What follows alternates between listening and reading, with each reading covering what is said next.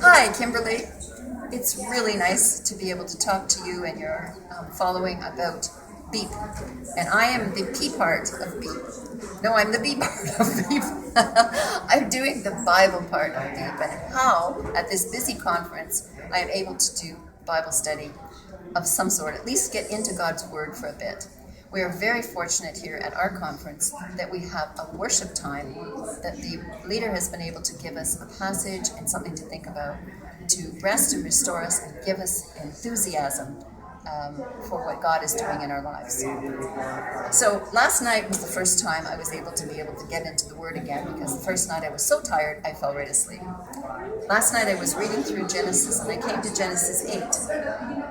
And what I do is I read through until I hit something that means something to me. And I was reading about how Adam and Eve hid behind the trees.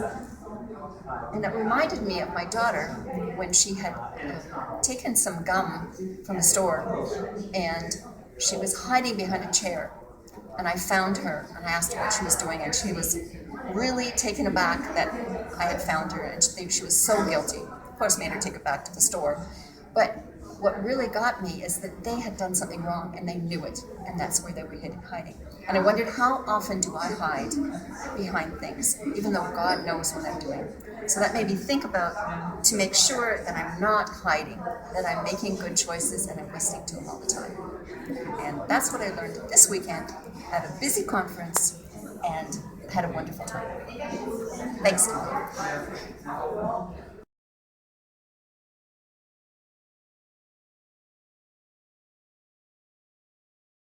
Hi, everybody. I'm here with Kimberly Payne.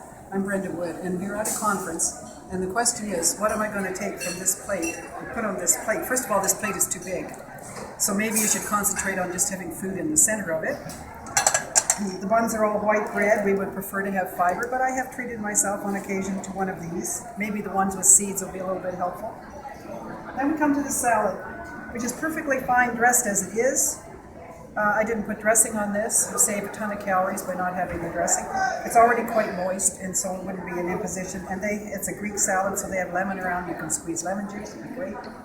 Potatoes. I notice a lot of people aren't eating potatoes this year, but I come from a farm, and a potato is not going to kill you. Just a little one. You don't have to have 14. This is vegetable lasagna. Sounds lovely, doesn't it? I ate some, but I might lose about 40 pounds of cheese over time. So a little portion. Smaller portions you can control. Chicken is always basic. It's a little bit of sauce, not going to be too bad. And there's fruit salad for dessert. Unfortunately, this year they're not serving cookies. And that's just as well, because if they're not in front of me, I don't eat it. And I love this because we're set in the hallway.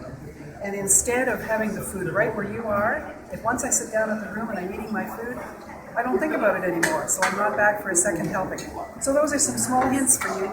Take care.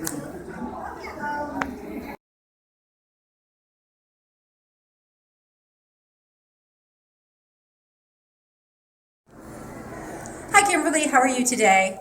Hope you're doing well. We're at this writers conference having a great time together. Just because we're on the road and doing things away from home doesn't mean we can't stay active. So as you can see, probably, I'm taking the stairs. Now, I will admit I'm on the 7th floor and I haven't taken the stairs, but it's a great alternative to staying healthy. I am asthmatic, so too many stairs is probably not my best option.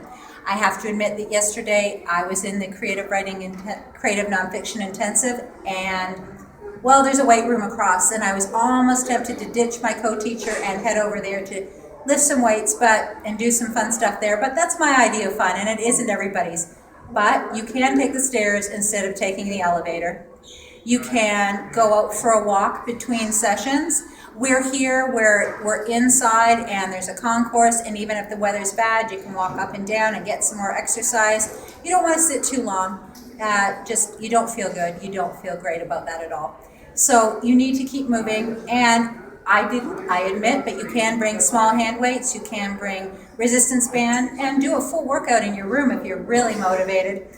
There's a pool here too. Some people love to swim, and that's a great option when you're in a hotel. They often have weight rooms, they often have pools, and if you can do that, that's fabulous. But try to remember to walk as much as you can, get up and stretch, take the stairs when it's possible.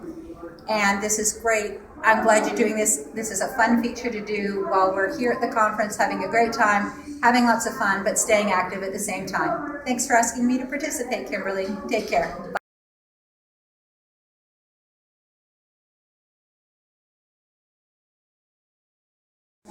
I travel a great deal, and I find that when I'm on the road, it's very difficult to keep consistent in prayer. So I've discovered that spontaneous prayer is best for me when I'm on the road, and I spend a lot of time praying when I'm driving.